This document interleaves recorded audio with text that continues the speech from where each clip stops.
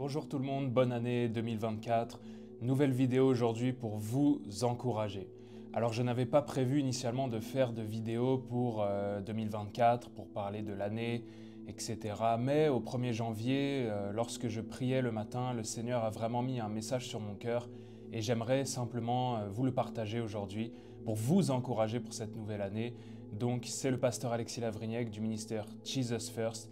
N'hésitez pas à liker, partager, vous abonner avant le début de cette vidéo et sans plus tarder, nous allons rentrer dans le vif du sujet.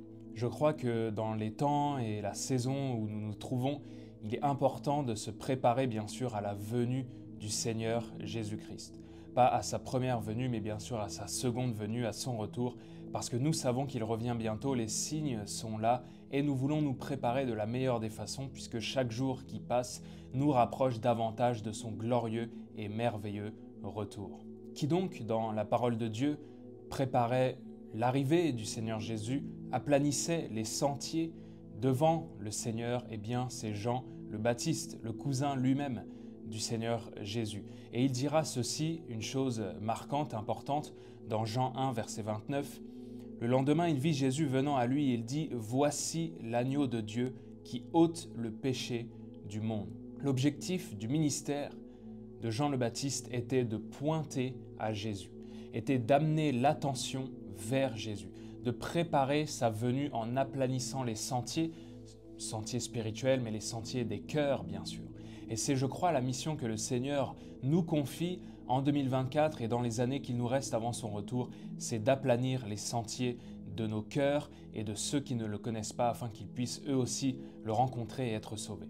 Si vous n'avez jamais donné votre vie au Seigneur Jésus-Christ, n'attendez pas plus tard, ne vous dites pas je le ferai peut-être dans l'année 2024, faites-le dès aujourd'hui, donnez-vous pleinement au Seigneur Jésus, donnez-lui votre cœur, votre vie, convertissez-vous réellement et vous aurez la vie éternelle en Jésus-Christ. Ce qui est remarquable, c'est ce que Jésus dira à propos de Jean le Baptiste dans Matthieu 11, lorsqu'il dit que parmi ceux qui sont nés de femmes, il n'en a point paru de plus grand que Jean-Baptiste. Qu'est-ce qui faisait au final la grandeur de Jean le Baptiste? Eh bien, c'était son dévouement, son abnégation, sa consécration à une chose, à une seule et unique chose, c'était d'amener l'attention vers Jésus-Christ, de pointer les cœurs, les regards, les consciences vers l'agneau de Dieu. C'est pour cela que lorsque Jésus est venu, il s'est effacé, il s'est mis en retrait, il a dit « Voici l'agneau de Dieu qui ôte le péché du monde ». Ce terme « voici » veut vraiment dire « regardez, mettez votre attention sur celui qui est là, Jésus-Christ ». Et c'est ça la mission que nous avons, que ce soit en tant que chrétiens comme en tant que serviteurs de Dieu. Mettre l'attention, pas sur nous, mais sur Jésus. Je n'ai aucun intérêt à vous apporter moi-même, à vous apporter des choses à propos d'Alexis, je vais vous apporter Jésus-Christ, des choses à propos de Jésus-Christ. Et ce que le Seigneur a vraiment mis sur mon cœur en cette nouvelle année, de vous partager, eh bien, c'est ce qu'il a fait dans ma vie il y a quelques années de cela. Lorsque le Seigneur m'a appelé à le servir, il y a eu un culte du dimanche, donc à l'église Parole de vie de mon père spirituel, le pasteur Daniel Vindini. Il y a eu un culte merveilleux où pendant 2 heures, nous avons eu une visitation du ciel sur les jeunes, nous avons été visités, nous avons pleuré, nous avons été vraiment touchés par la présence de Dieu pendant 2 heures, pendant tout le culte. Et lorsque je suis ressorti de cette réunion, j'étais totalement transformé. Nous avons vraiment vécu une effusion du Saint-Esprit sur les jeunes et cela nous a complètement bouleversés. Je suis rentré, j'étais une version d'Alexis, je suis ressorti, j'étais un autre homme. Et je crois que Dieu veut faire cela dans la vie de plusieurs en 2024. Parce que lorsque Dieu a fait cela dans nos vies, je peux vous assurer que lorsque quelqu'un envoyait un message pour aller évangéliser quelque part, tout le monde était partant. Lorsque quelqu'un envoyait un message pour se réunir, et prier tous ensemble et adorer le Seigneur quelque part, tout le monde était partant. Tout le monde était zélé, désireux du Seigneur. Il y avait un sentiment d'expectative, un sentiment où on se disait on va se réunir et cette sensation de se dire mais tout peut arriver. Et c'est ça qui se passe lorsqu'il y a des réveils, lorsqu'il y a des effusions du Saint-Esprit, c'est que les gens ont tellement faim et soif de Dieu qu'ils sont comme désespérés de venir dans sa présence, de venir se rassembler, l'adorer, prier ou faire quelque chose pour lui. Et il y a cette sensation au cœur qui nous prend aux tripes de se dire mais tout peut arriver, tout est possible. Et c'est ce qui nous avait marqué à cette époque. Donc c'était en fin 2016, début 2017, où il y avait eu vraiment comme un mouvement de réveil au sein des jeunes de notre Église. Et Dieu avait fait cela et Dieu m'avait tellement transformé à cette époque-là. C'était l'expérience la plus merveilleuse que j'ai pu expérimenter. Et je crois que Dieu veut le faire dans la vie de beaucoup parce qu'il est temps de sortir de notre léthargie spirituelle en France. Il est temps de se réveiller et cela commence bien sûr par un réveil personnel de son propre cœur vis-à-vis de Jésus. Vous vous souvenez peut-être de l'état dans lequel vous étiez lorsque vous veniez de vous convertir, comment vous étiez amoureux du Seigneur, comment vous vous sentiez la première fois que vous avez été rempli du Saint-Esprit, baptisé dans le Saint-Esprit, comment vous étiez rempli de joie et d'amour pour Jésus, d'amour et de paix vis-à-vis des autres. J'aimerais vous dire quelque chose, c'est que la vie chrétienne, ce n'est pas commencer bouillant et amoureux de Jésus, être entre guillemets dans ce certains appellent la lune de miel, puis que cela s'arrête ensuite avec les années. Non, non, non, il faut rejeter cette idée. Vous pouvez et devez continuellement grandir dans votre amour pour le Seigneur Jésus-Christ. Plus vous grandissez dans la connaissance de qui il est, dans la connaissance de sa parole, dans la marche avec lui, dans les temps de qualité à l'adorer, dans sa présence, à être visité par lui, lorsqu'il parle à votre cœur, plus vous l'aimerez davantage. Donc il ne faut pas se dire oui mais c'est normal si aujourd'hui je suis un peu moins zélé, j'aime un peu moins le Seigneur qu'à mes débuts, c'était le début quoi, c'était tout nouveau, j'étais plein d'excitation et aujourd'hui bon avec les épreuves de la vie, avec le temps, je me suis calmé, je me suis assagi. Mes amis, soyons comme des petits enfants, c'est ce que le Seigneur nous demande dans sa parole. Et pour être comme un petit enfant, il faut rester dans cet état d'amour, vraiment être amoureux, comme si nous étions continuellement en train de tomber amoureux du Seigneur Jésus-Christ et d'être continuellement en état de réveil personnel vis-à-vis du Seigneur, c'est-à-dire un cœur bouillant d'amour pour Jésus, un cœur captivé par Jésus-Christ et un cœur qui aime Dieu et son prochain. Voici ce que Dieu veut faire dans nos vies en cette année. Vous savez, j'ai écouté un homme de Dieu, je lisais son livre, et il disait que le plan parfait de Dieu, ce n'était pas d'envoyer des réveils, mais il le faisait parce que cela était nécessaire, de sortir l'Église de son sommeil parfois pour la ramener à un état de vie normal, parce qu'en fait, le réveil doit être permanent. Le cœur du chrétien doit être constamment éveillé. Jésus a dit « veillez et priez ». Donc, nous comprenons que nous devons normalement, la vie chrétienne normale, demeurer constamment en état de réveil personnel. Mais parfois, bien sûr, il y a des contextes, il y a des choses qui font que dans des pays, l'Église s'endort, l'Église rétrograde et Dieu envoie un souffle nouveau, un feu nouveau pour ranimer l'Église, pour raviver la flamme. Et je crois vraiment que Dieu veut le faire en France. Priez dans ce sens-là, recherchez cela bien sûr, premièrement dans votre cœur. Votre relation avec Jésus, c'est tout. C'est tout ce qu'il y a de plus grand, de plus merveilleux, c'est tout ce qu'il y a de plus important. Ça devrait être plus important que l'or, l'argent, qu'une carrière, que tout ce que vous poursuivez dans ce monde, c'est de poursuivre votre relation avec Jésus. C'est de vraiment chercher sa présence au quotidien. C'est d'être avec lui, c'est de l'adorer, c'est de l'aimer. Vous savez, c'est le plus grand des ministères, c'est d'être dans la présence de Jésus. À juste l'adorer, à juste être avec lui. Et je crois qu'en 2024, nous devons rentrer dans ce réveil de l'amour pour Jésus, ce réveil de l'adoration pour Jésus, parce que vous savez, l'époux revient bientôt et la meilleure chose qu'on peut faire pour se préparer, c'est de cultiver et faire grandir cet amour que nous avons pour lui. Cet amour, cette adoration, cette dévotion que nous avons pour sa présence. Alors en 2024, la meilleure chose que vous pouvez faire, c'est de prendre du temps chaque jour pour être avec Jésus. Pas juste pour chercher quelque chose, demander quelque chose, vous plaindre auprès de Dieu. Juste être avec lui. Juste être avec Jésus. Écoutez sa voix, écoutez les battements de son cœur. Cherchez à ressentir qu'est-ce qu'il y a sur ton cœur, Seigneur.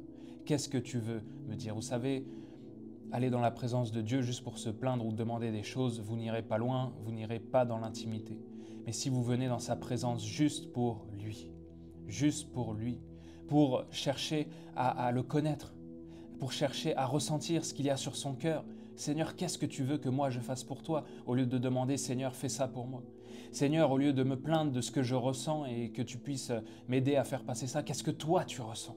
Qu'est-ce qu'il y a sur ton cœur? Qu'est-ce qui fait ta joie? Qu'est-ce qui t'attriste, Seigneur? Dans cette communion intime avec le Saint-Esprit, vous grandirez dans l'amour de Dieu, la connaissance de Dieu, dans votre vie spirituelle. Jésus revient bientôt et ce qui demeurera pour toujours, c'est cet amour, cette relation et intimité que vous avez avec lui. Alors je vous en conjure, ne négligez pas cela en 2024, mais allez profondément dans l'intimité avec le Seigneur Jésus, car voici l'agneau de Dieu qui ôte le péché du monde. Alors quelques points pour rentrer vraiment dans ces choses et dans ce que j'ai expliqué. Premièrement, être captivé par Jésus, parce que c'est le premier et le plus grand commandement, c'est de l'aimer plus que tout, de tout notre être, de toute notre force. Et c'est ce que Jésus fera comme reproche à l'église d'Éphèse dans Apocalypse 2,4. C'est que l'église d'Éphèse a abandonné son premier amour. Jésus lui fait tout un tas d'éloges sur ce qu'elle fait de bien, mais une chose qui est si importante pour le Seigneur, il n'aurait pas fait ce reproche si cela ne comptait pas pour lui, mais c'est si important pour lui que nous l'aimions par-dessus tout. Il dit, tu as abandonné ton premier amour, repens-toi, reviens à ce premier amour, rappelle-toi d'où tu es tombé et pratique ces œuvres que tu faisais à tes débuts. C'est-à-dire, si au début de ta conversion, toi qui regardes cette vidéo, tu étais tellement amoureux de Jésus et qu'avec le temps, ça a diminué, reviens à ce premier amour, je t'en supplie. Ça compte tellement pour Jésus. Ça compte tellement pour Jésus si tu savais à quel point son cœur désire l'intimité, l'amour, la communion, l'échange avec sa créature. L'amour qu'il a pour nous est un océan sans fond. Alors plonge dans cet océan et va en profondeur et reviens à ce premier amour. Deuxième point, il faut bien sûr cultiver sa présence. Battez-vous, mes frères et sœurs, cette année, pour cultiver sa présence, pour avoir du temps avec lui chaque jour, pour être avec lui au quotidien. Je vous en conjure, c'est capital, essentiel, vital. De même que vous ne pouvez vivre sans manger au bout d'un moment si vous ne vous nourrissez pas du Seigneur Jésus, lui qui est notre pain quotidien, lui qui est l'arbre de vie, eh bien, spirituellement, vous allez malheureusement tomber malade et mourir entre guillemets. Vous ne perdrez pas, bien sûr, ce n'est pas ça qui va vous envoyer en enfer, mais vous perdrez votre vie spirituelle petit à petit si vous ne vous nourrissez pas du Seigneur Jésus-Christ chaque jour. Troisième point, être en feu pour lui et veiller et prier. C'est ce que j'ai dit tout à l'heure, nous devons vivre un réel réveil permanent, quotidien, dans notre cœur chaque jour. Si nous comptons nous aussi réveiller d'autres, soyons-le premièrement. Quatrième point, abandonnons tout ce qui est futile pour la cause de Jésus-Christ. Je regarde tout comme une perte, disait l'apôtre Paul. Tout est une perte face à la connaissance, à l'excellence de la connaissance de Jésus-Christ, mon Seigneur. Toutes choses sont semblables à une perte comparée à l'excellence de Jésus-Christ. Colossiens 3,1 « Si donc vous êtes ressuscités avec Christ, cherchez les choses d'en haut, où Christ est assis à la droite de Dieu. » Je vous dis, mes frères et sœurs, en cette année, oubliez tout ce qu'il y a de futile, tout ce qui ne sert à rien, pour chercher Jésus-Christ, son royaume, ce qui lui fait plaisir, chercher sa présence et chercher à le servir. Et cinquième point, les préparatifs pour la fin des temps, pour le retour du Seigneur, pour les noces de l'agneau. Pourquoi se préparer? Parce que c'est pour bientôt et je vous assure qu'un mariage physique sur terre, ça se prépare. Alors celui avec le Seigneur doit davantage se préparer et nous préoccuper. Éphésiens 5, 27 nous dit à propos de l'Église, afin de faire paraître devant lui cette Église glorieuse, sans tache ni ride ni rien de semblable, mais sainte et irrépréhensible. Jésus nous prépare, le Saint-Esprit nous prépare petit à petit, jour après jour, à ce jour merveilleux et glorieux, à cette délivrance finale, là où nous allons paraître devant le Seigneur. Le Seigneur vient chercher une Église parfaite. Le Seigneur veut nous transformer, nous sculpter, nous amener vraiment à son image, l'image de Jésus-Christ, pas une autre image, l'image de Jésus-Christ. Et pour cela, il nous prépare de plus en plus parce que la fin approche. Et vous savez, il y a cette image du sculpteur. Par exemple, celui qui sculpte du bois. Lorsque vous commencez à sculpter du bois, vous avez votre morceau brut et vous commencez à tailler à coups de hache ou de scie ou même de tronçonneuse parfois. Ça, c'est le gros œuvre, c'est le début. Il faut enlever le gros, ce qui ne va pas. Et ça, c'est souvent au début de notre vie spirituelle. Nous débarrassons des choses les plus évidentes dans lesquelles nous étions avant. Et je crois que le Seigneur a commencé aussi cette œuvre de taillage, d'émondage, de purification, particulièrement en 2020 lorsqu'il y a eu la période de pandémie, les confinements. Dieu a commencé à tailler vraiment en gros dans l'Église, dans les arbres que nous sommes, pour nous transformer, pour commencer cette sculpture de manière intensive. Et plus nous avançons dans le temps, plus le sculpteur avance dans sa sculpture et plus il va affiner. Il va passer ensuite avec des ciseaux à bois, des couteaux à bois, petit à petit. Après, il fera des toutes petites gravures, des petits détails. Et c'est la même chose si vous prenez un potier. Il met sa terre glaise, il commence à tourner, à utiliser les mains. Ensuite, il utilise ses doigts, puis après de petits outils pour les détails. Et plus nous en approchons de la fin et du retour du Seigneur, plus Dieu est pointilleux et minutieux avec nous pour nous tailler, nous transformer à l'image de Jésus-Christ et nous amener dans l'Église, nous faire devenir l'Église qu'il veut que nous soyons, l'Église qu'il vient chercher, l'Église qu'il vient enlever. Mais pour cela, tu dois être malléable. Pour cela, tu dois te laisser travailler par Dieu. Tu dois être assez humble, assez abandonné au Seigneur pour le laisser œuvrer dans ton cœur et ta vie. Si tu résistes, si tu as un cœur de pierre, si tu es une terre sèche et aride, il ne pourra pas te tailler. Mais si tu es une terre malléable, humide et humble, Dieu pourra faire de toi ce qu'il veut que tu sois. Et il n'y a rien de plus merveilleux, je t'assure. La vraie liberté et le vrai bonheur, c'est d'être totalement soumis au Seigneur Jésus-Christ et de faire sa volonté. Ne crois pas que le bonheur et la liberté, c'est de faire tout ce que tu veux. Le vrai bonheur et la vraie liberté, la vraie joie sur cette terre, c'est de faire la volonté du Seigneur Jésus-Christ. Dieu veut vraiment former le caractère de Christ en nous. Et Philippiens 2,5 nous dit « Ayez en vous les sentiments qui étaient en Jésus-Christ ». Nous devons, mes frères et sœurs, chercher à devenir comme lui, vraiment dans notre cœur. Arrêtons de rechercher juste la sanctification au niveau des œuvres mortes et de la chair. Arrêtez de boire, de fumer, de dire des gros mots. Bien sûr qu'il faut le faire, mais ça c'est vraiment le b.a.-ba. Ce n'est pas la profondeur de la sanctification et du travail de Dieu dans le cœur de l'être humain. La profondeur du travail de Dieu, de l'œuvre de ce sculpteur, de ce potier dans la vie de quelqu'un, c'est la profondeur du cœur, un cœur transformé. J'aime beaucoup cet homme de Dieu que je suis depuis des années, Eric Gilmour. Une fois, il était invité dans une émission et on lui demandait « Mais quelle est la chose la plus glorieuse que Dieu ait fait dans ton lieu secret lorsque tu pries, lorsque tu es avec lui ?» On a entendu dans tes témoignages que parfois il y a eu des manifestations glorieuses, de la poudre d'or, de l'huile, des choses, des manifestations angéliques, des choses glorieuses, extraordinaires. Et il se pose et réfléchit et il dit « Vous savez, le plus grand miracle, la chose la plus extraordinaire que Dieu ait pu faire dans ce lieu secret, le plus grand des miracles qu'il a fait là-bas, c'est de transformer mon cœur et mon caractère.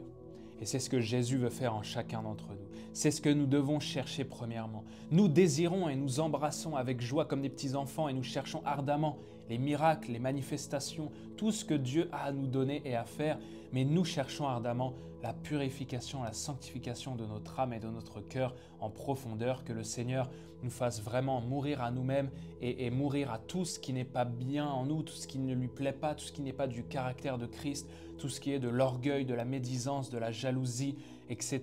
Que cela vraiment parte de nos vies, parte de nos cœurs en cette nouvelle année et que nous puissions vraiment être purifiés pour être cette Église que Jésus vient chercher.